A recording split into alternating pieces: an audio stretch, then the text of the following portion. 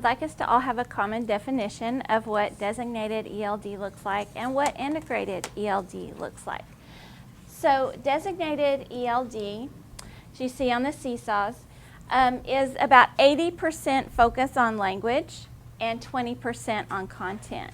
Now, what some districts do is they focus a lot on ELA as the content as well as the language focus. And it doesn't have to be in an English language arts arena. You can use NGSS content as a designated ELD piece, but you're focusing on the language involved in scientific communications. Okay? Integrated ELD is 80% content, 20% language focus. So that's the difference between the two, the integrated and the designated. So again, it's very important that we realize the designated piece isn't all about grammar, it isn't all about English language arts. We communicate and use language in all our courses.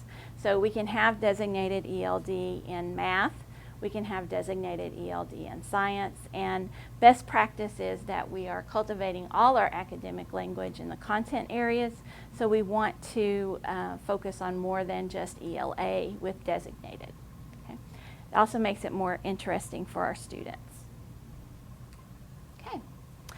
I get really excited when we talk about guided language acquisition design and the LPAC and the CASP.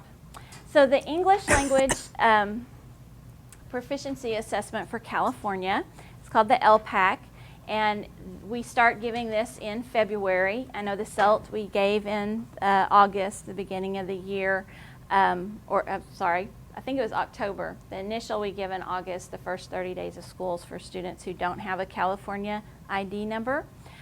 Those are the students who take the initial LPAC, and that gives us a level descriptor. And there are 4 level descriptors for our emerging, expanding, and bridging students.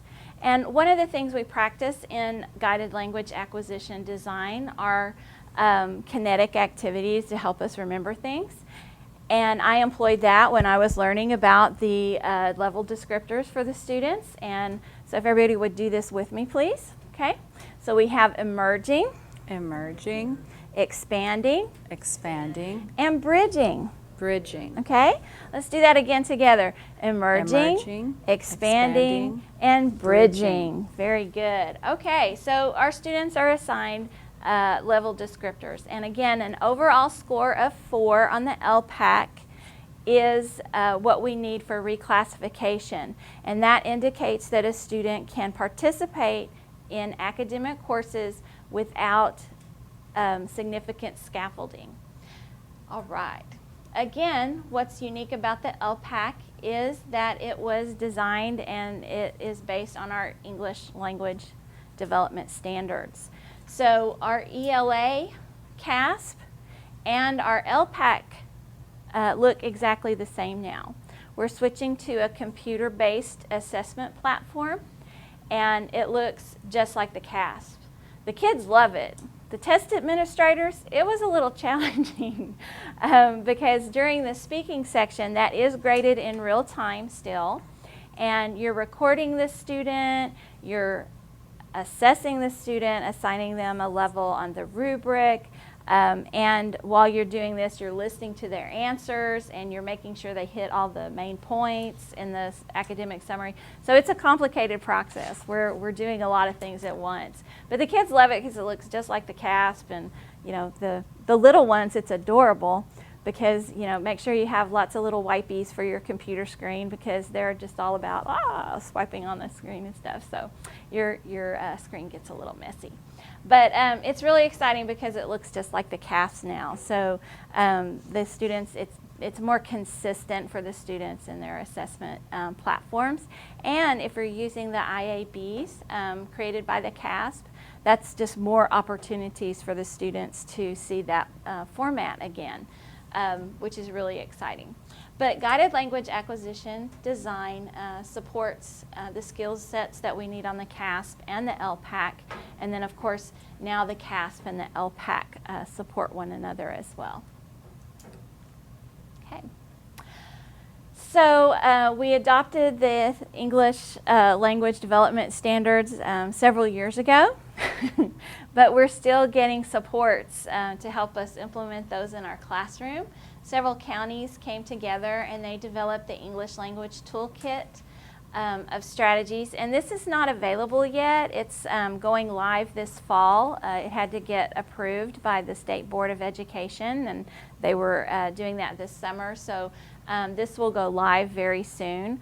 One of the things I like to point out about these strategies is they highlight GLAD strategies. So not only are we a proponent of GLAD, the English language roadmap is a proponent of GLAD strategies, but also the toolkit of strategies emphasizes, in particular, the pictorial input chart that we'll be looking at later. Okay. We also have another tool. This is a self-reflection document. It's a rubric to gauge whether or not our school, and more specifically our classrooms, are reflecting the purposes, the mission and vision of the English language roadmap. It's an aspirational policy. It isn't, you have to do this in your classroom. This is more of a document that says this is what a rich language environment looks like that supports English language learners. And the road trip that you take with the rubric, the self-reflection document, helps us enact these policies and select what works best for our classrooms in supporting ELs. But this is available for middle school teachers, but it can be applied to elementary school and high school as well. And those are in the works and they'll be released soon as well. Okay. I wanted to point out a couple of the people who developed the middle school teachers toolkit. This is Lori Olson and Martha Hernandez, and they were very instrumental in developing the English language development standards for the state of California. Dr. Lori Olson was also very heavily involved in helping create the English language roadmap for California. And also she created the Sobrato Family Foundation SEAL model. And that is a course of modules and strategies that help support ELs in early education.